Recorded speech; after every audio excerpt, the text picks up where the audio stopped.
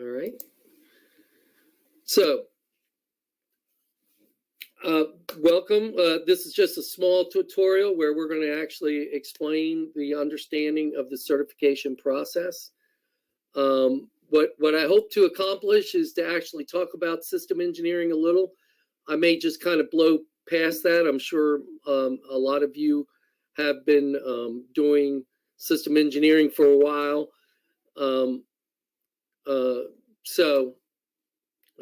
That's right. Okay, Anne's saying her sound is muted. Let me go in. Oh, no, it says turn mic off. I turned your camera and your mic on, so you're good to go. So theoretically, you're supposed to work. All right. It's a shame we couldn't get that. It's okay. We're just going to go ahead and continue working here. We're going to talk about a little bit about system engineering. What is INCOSE? Some of you actually, let's use your, let's everybody try their status. Diego, if you could go ahead and clear your status. I wonder if I could clear it. Nope, I think you have to. Go to the bottom right-hand corner, and when you hit status on the very top, it says clear my status. That's a good way to do it. If you guys could clear your statuses, and then if you already know about INCOSE, give me a thumbs up. That'd be great. And then that way I know I don't have to go into too much detail. If some of you don't put the thumbs up, that means that maybe I should put a thumbs down if you don't know too much about it. This is working out good. I can see your statuses, and that works out real good. All right, then we're going to go ahead and talk about INCOSE a little bit, just to give those everybody on the same page. You can go ahead and clear your status now. But the main thing I wanted to bring you here, and I don't want to spend too much time on, but really talk about what do you need requirement-wise to actually get your certification. And there's an aspect of your education, experience, and knowledge. The knowledge is the exam part, and a lot of people like thinking about these certifications as kind of this knowledge exam that you need to worry about. Well, it turns out the application for this certification is just as hard, if not harder. I've had students who've actually told me that the application was much more of a challenge for them than learning the handbook. So that's why I want to kind of set your expectations and also make sure you understand what it takes to get certified. By the way, go ahead and if you do have a chat question for me, because I'll be talking to my slides, if you could go ahead and use your status to raise your hand, it'll make me stop. I'll look at your question and answer it for you. Who am I? I'm Paul Martin. I've been doing this for several years, since 2009.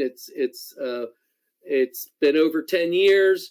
I've got a master's in George Mason's with system engineering. Been doing system engineering from the Navy, General Electric for hair dryers, to all the way to the Navy for multi-million dollar systems that go on ships, to working for other aspects of the DoD. I've been an adjunct professor for just as many years, teaching at a local university, system engineering, and I have an ESEP, which is the expert system engineering professional degree. So that's me. What we normally do is go around and ask people to say who they are, but we don't have too much time for that. So let's get right into what exactly is system engineering and why is it important. I've been with INCOSE since 2000, the year 2000, but I've been with IEEE even further, back to 1994-ish or so. And they have this great magazine called Spectrum. And in there, this was several years ago, they talked about why was weapons acquisition so difficult for DoD. And they had this brilliant quote, which to me is one of the premier explanations of what system engineering is. It says when you look at these factors that contribute to program failure, it's really this shortage of technically trained people, and they cite system engineers as the one technically trained people that they need, especially from a government standpoint. And they explain how system engineers translate the technical need into overall system architecture, and that creates the best operational capability at the most affordable cost. As the project proceeds and goals and needs shifts, right, system engineers have to determine that difficult but necessary cost, schedule, performance trade-off to keep everything on track. And of course, as programs get bigger and bigger and bigger and more complex, more and more system engineers are needed, and system engineering process needs to be followed. But that whole idea of the engineer translating requirements into the actual system is the key understanding of what a system engineering is. Around this same time, in CNN Money, they actually quoted that system engineering, even though the sector was information technology, they felt system engineers was job number one of the best jobs in America. But this was 10 years ago.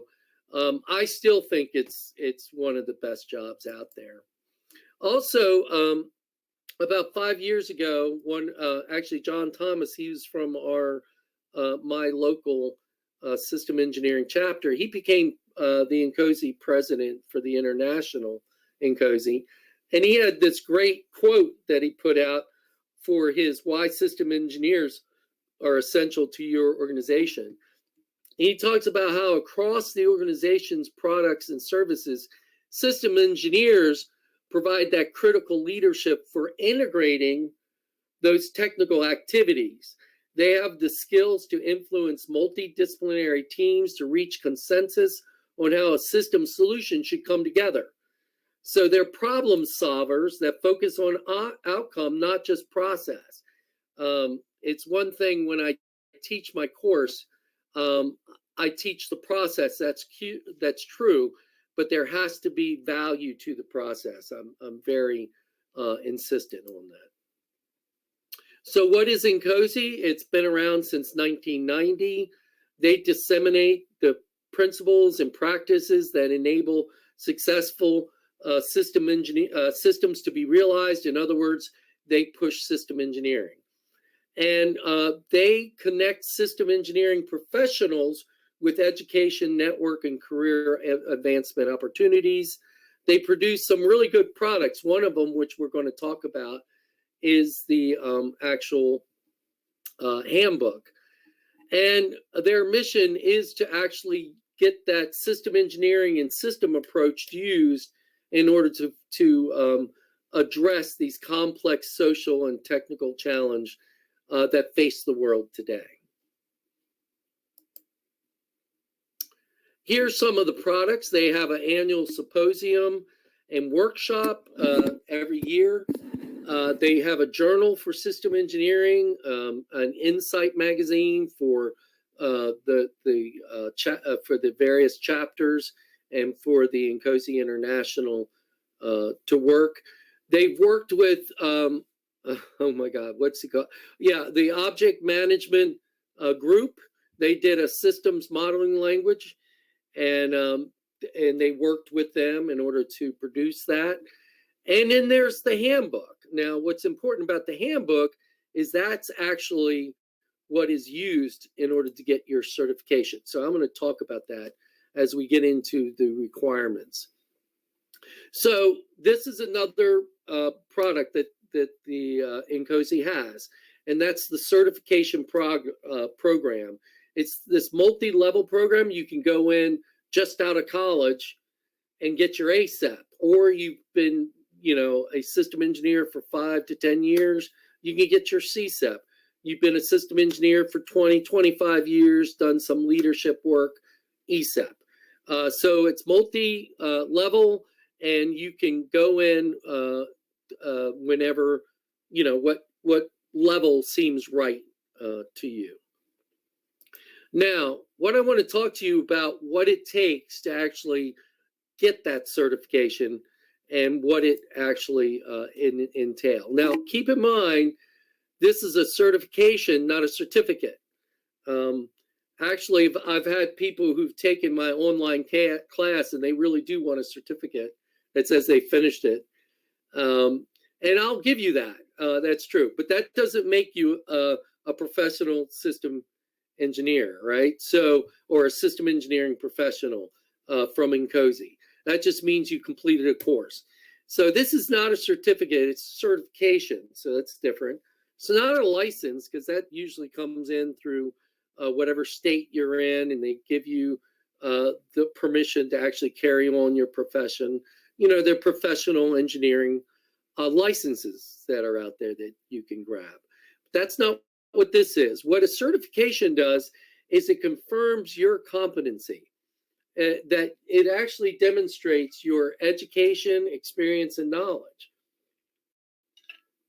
It's a formal process that the organization puts out, and it's voluntary. It's not something that should prevent you from entering a job.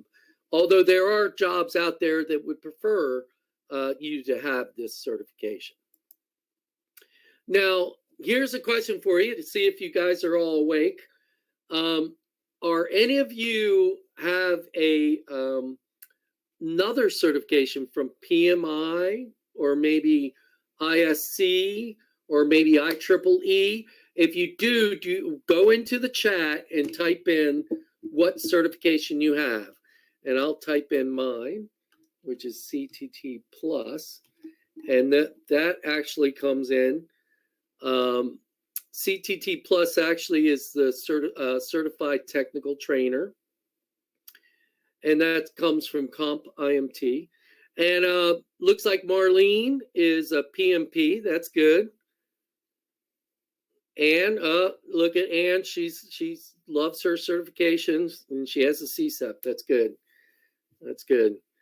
I had a friend who got so many certifications. He used to go across his business card, and you had to turn it around to get the rest of them. So, all right. Well, with that in mind, for you for PMPs, how many PMPs do you think are out there? That's a good question, isn't it? And we'll get into that in a little bit later. But think about it, okay? So, so this is very similar to those type of certifications. They do the same thing. They look for education. They look for your experience. And, of course, you have to fulfill your application to do that. And that's what this multi-level certification does. So what's nice about this certification is from an organization standpoint, you can imagine an organization that is trying to get some jobs out there, some contracts. They can say, oh, look, we've got 20 certified system engineers. That's our capability. So it's a really good way for a company to actually discriminate themselves against other companies, especially in the system engineering standpoint. The other thing that it kind of helps them with is a lot of times you get a company having an organizational certification. Like, for instance, they would say either through ISO or CMMI, they certify that they indeed have their SE processes in place. Well, now you can say, not only does my organization have my SE processes in place, but also I have people who can run those processes, and they're certified as well. So it's going from the organization to the person, the people, and that's where this certification is important for organizations, because it does focus on the people that are part of those organizations and can very well complement whatever the organization's initiatives are out there. Now, you as an individual will find this certification very helpful because it's giving you that competitive advantage. And it's portable. You can get it now, work for your company, but if you move to another company, that doesn't mean you lose your certification. It goes with you, no matter where you are. The other thing that the certification, and this is something that not too many people think about, but the certification kind of forces you to keep growing as a system engineer. And there's this aspect of being committed to continual education within your profession. And in order to keep your certification, you have to get those, what we call PDUs, professional development units. And we'll talk about that near the end of this presentation. And of course, if your team all has this certification, there comes with it with this common system engineering language. You can have different countries or different boundaries, and you actually be able to talk system engineering because you all understand the processes that are in place. Kind of have that system engineering language down, a common language.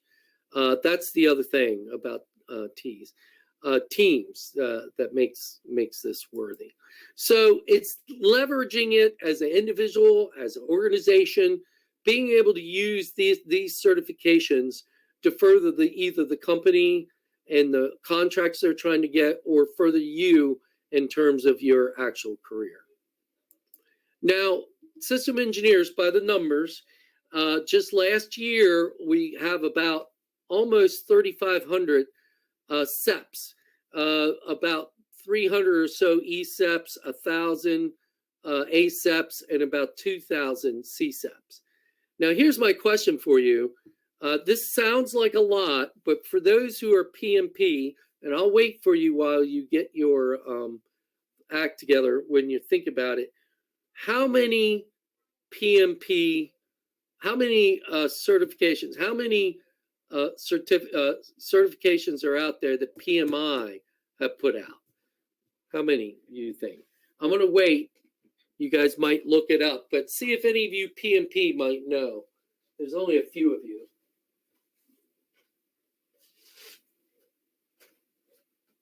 I didn't lose you, did I? That's right. Ann thinks there's 50,000. It turns out that there's close to 900,000. They are everywhere. I actually have a joke that if you throw a rock, you'll hit a program manager. And as you can see, we have like 3,500. So if these were 900,000, we're just a little dinky blip here on the screen.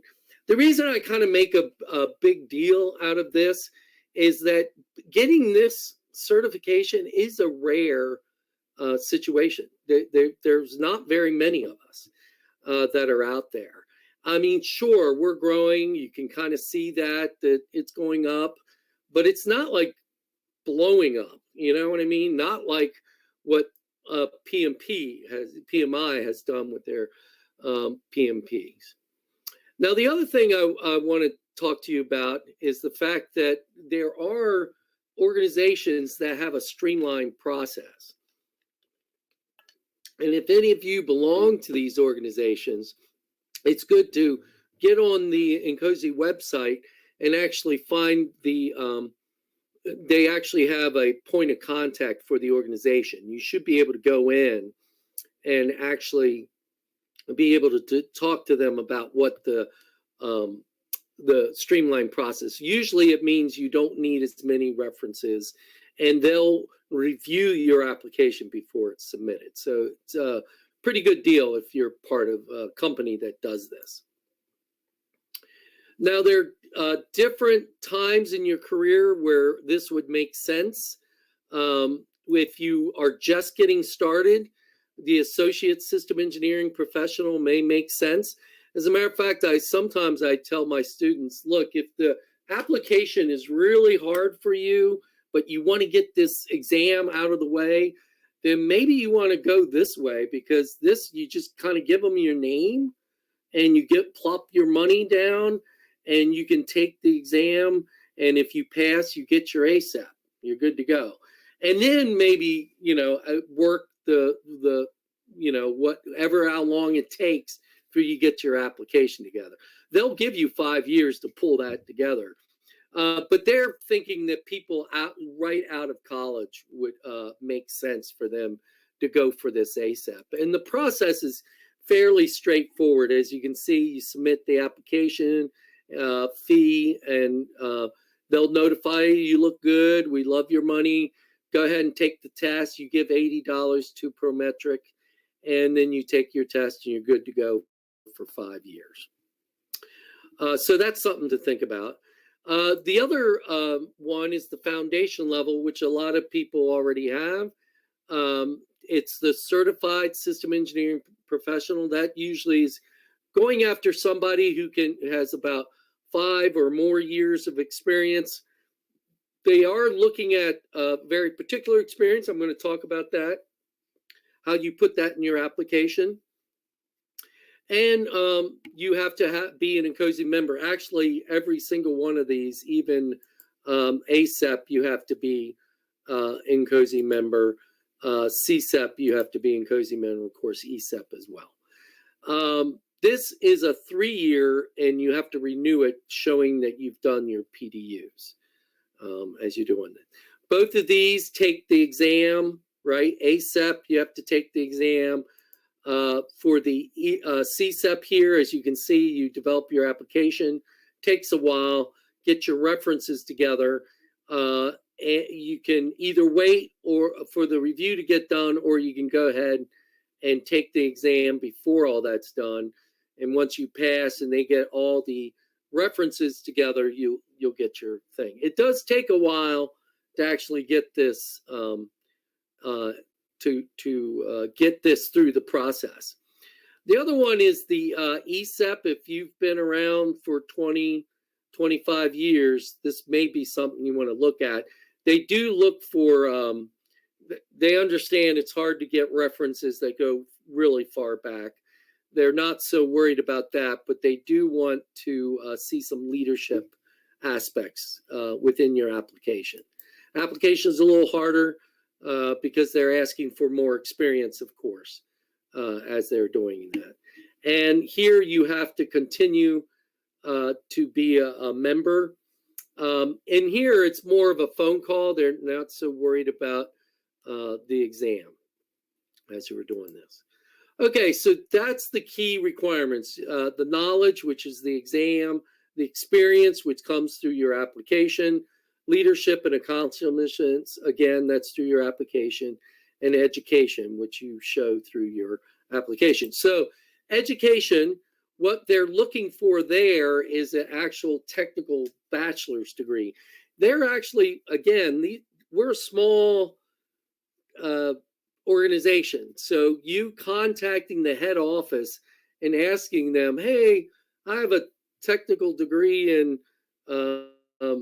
some obscure thing like tractor repair. They may not take tractor repair, but there are like computer science or physics or other things, or you may have some technical degree that's a little out there. Talk to them about it. They accept it. And by the way, you don't have to, especially if it's your CSEP, you don't have to go crazy and say, oh, let me show you my bachelor's and my master's and my PhD. Just show them the latest and greatest, what you have when it comes to the technical field. They do get people that may have a bachelor's in some kind of non-technical aspects, but their master's is technical. Well, that's what they're looking for. So that's what you want to work towards. Now, of course, if you don't have the degree, don't worry about it. You just have to tack on more years of experience. So for a CSEP, you kind of have to prove at least 10 years. For an ESEP, maybe instead of 20, maybe 25 or 30. So that's kind of the way they kind of compensate if you don't have the education that they're looking for. So it's not, it won't be it won't be something that prevents you from getting your certification. Now, the experience comes through the application. So there's actually within the application, there's this thing called a attachment A that comes through the actual forms. And in the attachment A, they have 14 competencies that they want to see you, they want to know, have you done work in these areas? And as you can see, technically, they want to see if you've done requirements, system design analysis or architecture, system integration, verification or validation, or the testing scenario, or system operation or maintenance. So all of those are fair game as you're going into it, but they also know that there's technical planning, monitoring, and other technical processes from a management standpoint, be it risk or opportunity. And then there's life cycle process definition or specialty engineering. Those can come into play as well. And then don't forget the all-inclusive other, where you can try to explain why what that other is indeed system engineering. You'll have to explain that as you go on. Now, Appendix A actually gets into each one, right? It gets into each like what is requirements engineering, what is system and decision analysis, and on and on. They even go into what is specialty engineering. So all that comes into play as you're trying to actually do your application.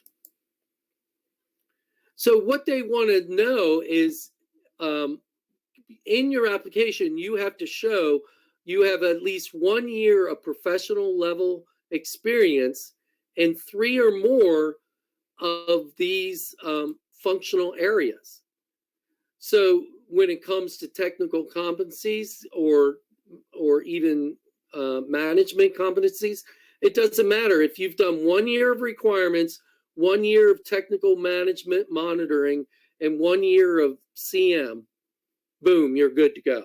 Okay, but you have to show 12 months in each of those as you're doing it. Now, you're probably wondering, how do I get that done? That's through the application, and I'm going to show you. Now, there is another aspect to this system engineering experience, and that's the actual confirmation, what we call the recommendations, the actual references that you come into play. You have to show that you have references in those 3 areas, and they have to be references that know system engineering. So we'll get into that a little more when we get into the application. But it is important that you understand that the reference has to be knowledgeable of system engineering. This means you can't go to your program manager. I know you love your program manager, you work for them, but they may not have the knowledge of system engineering to give you a good reference. Now, a lot of good program managers come out of the system engineering realm. All you have to do is ask them, look, kind of downplay your PM and really upplay your system engineering. And you can do that when they fill out their reference sheets. You can kind of direct them on that as you're doing it. All right, let me show you what it means to grab 1 year of professional experience. So this is a good showing you the various options where 1, 2, and 3, or 4, or 5 are these various competencies, right? So as I said, you could do architecture here, CM over here, and risk management here. Boom, you're good to go, right? Or like in most people's, you find yourself like maybe even 4 years into each ones, and then a few small ones. So it doesn't matter, your choice of what you want, as long as you have those 3 years, that's what they're looking for. And they want to see 5 years total experience as they're working. So let's go into the application and let me show you. First of all, the certification forms are online. You go into the INCOSE website, you plug it in there, and you'll see them all here where you can download them. Most of them are PDFs. You pull them down. They either give you instructions. There's your own application that you need to fill out, and then the kind of the reference form that you have to give to your people who you want to refer to you. So the people who are going to recommend you, they need to fill out a form and send it in as well. Now, I suggest you go ahead and email your references, like 5 of them, because 2 might drop out. So be sure that you ask them, hey, would you mind being my reference, and try to remind them of the great things you did from a system engineering point of view when you were on their watch. And I actually have an email here.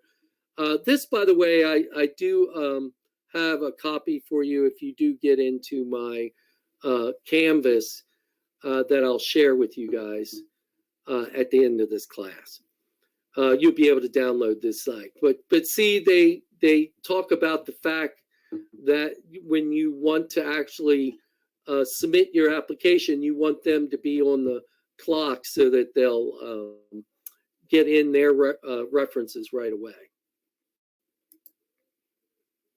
And the experience that you put in actually translates into this matrix that gives them the ability to look at this 12, 12, 12, right? That's what we're looking for. So basically in the application, you fill out, hey, here are my from and to dates, right?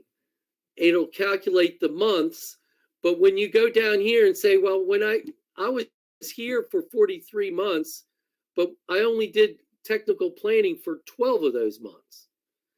And I only did life cycle definition management 9 of those months.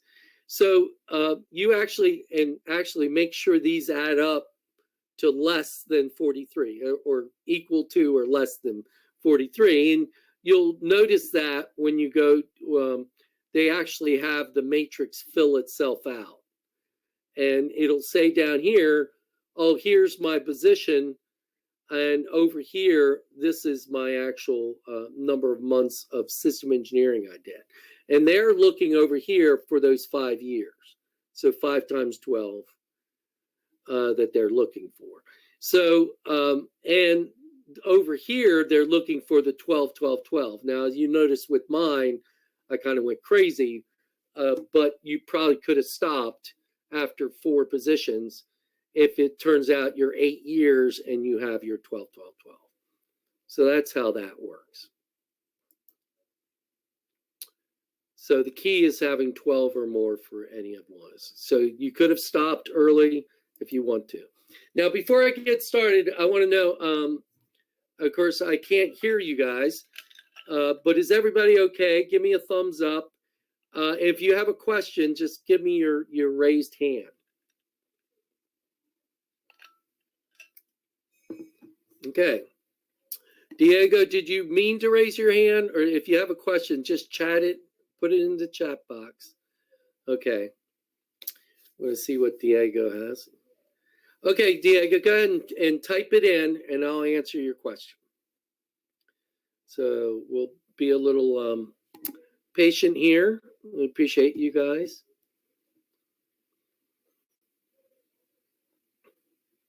Right after Diego's question, we'll talk about the actual knowledge exam and what that takes. And we'll talk about what my course does in terms of helping you pass the knowledge exam. So Diego may have a question dealing with the various experiences. So we'll see if that's the case.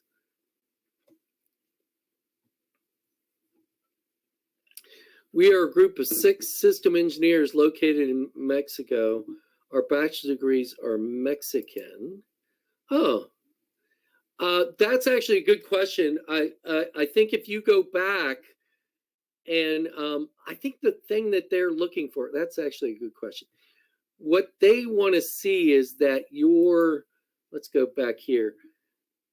Okay, it's not in here. But when you read the more detail into the actual application, they are looking for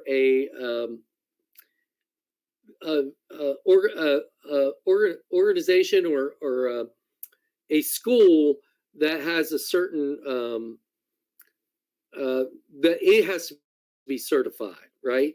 And so it will look for that. So if it's been certified through this organization, there's an organization that goes around certifying schools for engineering. That's kind of what they're looking for. But this is the type of thing where you would actually email INCOSE and let them know you have bachelor degrees. I don't believe you'll have any problem if these things are indeed the titles. Do they need to be translated? Yes, actually, that's a good point. Yeah, you probably should do that because all the reviewers, I believe, know English. So, okay, that's a real good question, Diego. All right, let's talk about preparing for the exam. And this will get us in terms of what it means. So when you look at the INCOSE website, you'll see that they'll actually say, we recommend the current version of the INCOSE System Handbook, which is the reference document for the certification exam. In other words, it is this handbook. And here, can you guys see me? Here I am in my sweats. But this handbook right here is what they use for the exam. And that is what they'll actually derive all their questions from. So I basically teach the handbook. And teaching the handbook, understanding the handbook, gives you the ability to pass this exam. That's a very important thing to understand. A lot of people take my class, they sometimes get confused of why we're focusing so much. Actually, let's do this real quick. On your chat box, tell me which three of the following methods are used to express functional behavior. Choose three. Is it network tree, behavior diagram, allocated requirements diagram, functional flow diagram, or integrated definition for functional modeling? See if you guys can do this for me. Choose three. Now, you hurry up and be the first one to type it in because everybody else will follow you. Good job, Diego. You were quick. Okay. Okay, B, E, and F. Okay. Well, let's see if you're right. Let's go to the next slide here. Yes, B, E, and F. Good. Now, you'll notice one of the reasons you probably figured that out is functional and behavior was in here. We have a behavioral diagram, a functional flow, and functional modeling. So maybe this one was pretty easy. But notice that there are times you would actually look at a question and you would actually say, network trees, what do they have to do with functional behavior? And you may be able to scratch that out. And then you figure out the two below, and then you're kind of struggling between the last two. There's so many times you would do that. We would do the same for the justification for CM. I'm going to go ahead and give you those answers. It's actually A, B, and D. And what's interesting about this is these CM justifications are kind of scattered throughout the handbook. Now, there is actually representative exam questions. They did very poorly. In other words, they're bad questions. But they do give you the flavor of the questions are. If you're interested. Now, to get the handbook, you actually have to go and you can get a PDF. So if you're a member, you have to be a member in order to get your certification anyway. So go ahead, become a member, and then go in and actually download the PDF by purchasing it through the INCOSE store. And I gotta give an explanation here how to do that. So actually what you do is you hit your digital your profile home, you go to your digital library, and you should be able to download the things that you purchased, even though they're zero. It'll even show you how to do that. Now, my suggestion is go out and perhaps take that PDF, go to Office Depot, and actually create a nice handbook and a spiral bound book. You can study that way. Of course, for I think you get a discount when you go through the INCOSE INCOSE store. You might be able to get this for like $40, but you can get the handbook itself. What are you doing? Now, to prepare for the exam, study the book, read the book, take my class. Okay. So what I do for my class is, and I'm going to actually give you this like course, easy to use cloud, native learning management system called Canvas. You'll be able to get on and actually go through all my classes. The video is there. They're recorded classes. You'll be able to play those as you go in. This will be specifically for the INCOSE chapter. So when you do sign up, I'll notice that you'll have the discount, and I'll put you into this one. One nice thing about being in this one is there's actually a discussion board over here, as you can see, and you'll be able to talk among yourselves. So that's kind of good. But with that, you'll get a me talking to you, going through the various slides. You'll get copies of the slides, of course. And what I'll be doing is actually, let me go ahead and go back on live. You can see me, and I think I might be able to do this, make it real big, right? Oh, nah, how do I make it big? Oh, maybe not. One nice thing is the actual slide. This I give you the PDF for you to print out 11 by 17 of the slide. So that way, when I go through this, you can actually follow how this is built. Because I kind of build this process flow one process at a time. So it's very helpful. So, oh yeah, that's a good point. So, and any Sedena employee can receive a PDF version of the handbook because they're CAB members. And with that in mind, you can study the PDF book prior to actually becoming a member yourself. All right. One nice thing about the course material that I've given you is that I also give you these exams that you can take. It's like some pre-exam quizzes. And so you do 10 questions, see how they do. I also give you 120 questions, and you can actually time yourself for 2 hours and see how well you do. Look, none of these questions are from are used in the actual exam because I made them up. How did I make them up? I used the handbook.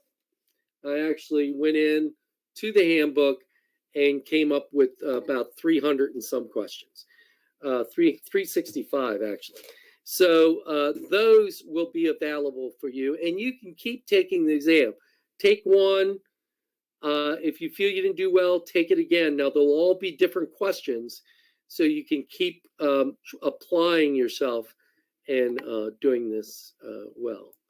Now, one nice thing is I do have kind of a set. If you do a class every other day, like 2 a week, you could actually go through the entire handbook within 4 weeks.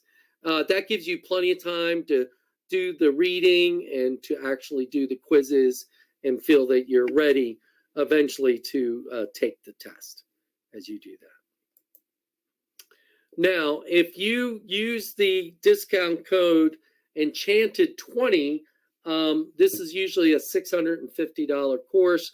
I'll take $150 off, It'll be about $500. Again, you'll get all the videos, everything I just showed you, you'll get. Not only do you get the PDFs for the actual chart, but I also have a PDF which you can print out of a nice, what I call study guide. And what's nice about the study guide is it just goes through each of the actual processes. It actually shows you the diagram, and then underneath it gives you what the actual activities are. This is straight out of the handbook, but what's nice, it's all one contained things without having to look through the handbook as you're doing it. All right, so yes, somebody asked, can we use credit card to purchase this course? Actually, that's all I use is the credit card. So hopefully you guys have some. If you do want to do PayPal, I have to send you the bill. We'll have to talk about that if that's the case. All right. What level is right for you? It depends, right? How, do you just getting started? Do you have 10 years under your belt, or you have 30 years under your belt? That'll pretty much give you an explanation of where you should be. But it does, if you're going for the CSEP, or even the ESEP actually, because the applications are fairly extensive and you do need references. So because of that, downloading the information, getting it ready, preparing the application, preparing your references, it could take up to 200 days. And it could take a few weekends for you to go through your resume, rip out the various activities, right, competencies, to make this work as you're doing it. So please be aware of that. There is a time you have to have your application ready before you can take the exam. So keep that in mind. Although for this paper exam coming up, you don't need the application. So that's kind of nice. The paper exam is a good deal, even for $30. It's worth taking because you can actually pass that and they say you're good, and they'll give you time to actually fill out the application. So it's good. There is a certification renewal. That's where you go in and actually download and actually download a form that's on the website. You go to certification forms and you download the actual, I'm renewing, and they'll actually give you credit per year. Like if you're a member, of course, you'll get that. But attending meetings gives you a PDU. If you go write a book or a paper, you get PDUs for that. One of the nice things is actually participating within the INCOSE chapter as a board member. You'll get PDUs for that as well. San Diego, I'm sorry, Diego, I see your hands up. I don't know if you cleared that from before, but if you have a question, go ahead and type it in. All right, that is it for me. It's 8 o'clock. We took an hour. Just to let you know, we do have all this information came directly from the INCOSE website. They have the actual program overview, which is pretty much what I showed you, except for my stuff, of course, that we're doing it. So that's kind of where we're at. Oh, yeah. Okay. Diego has a real good question. It's not any Prometric location. You actually have to work with INCOSE and Prometrics, because the way this CEP exam works, they need it very secure. And so there's only certain Prometrics locations that have that security in place. There's certain Prometric locations like at schools and things like that that are a little less secure, and they're for other certifications, not so much this one. So, oh, good. There's one in El Paso. That works well as we're doing that. Was there anything else I was going to show you? Oh, yes. One more thing. I'm going to go ahead and send all of you, since you signed up here and I kind of have your emails. If you don't mind, I'm going to go ahead and send you information of how to get on board. I have a understanding the system in this, what I just showed. I have a way for you to get online and check out what the Canvas looks like. Once you sign up, of course, you'll get into Canvas. But I would like to show you what it looks like. And basically what we have is pages, discussions, and other things. Under the welcome, I usually have links to the various aspects that'll get you on.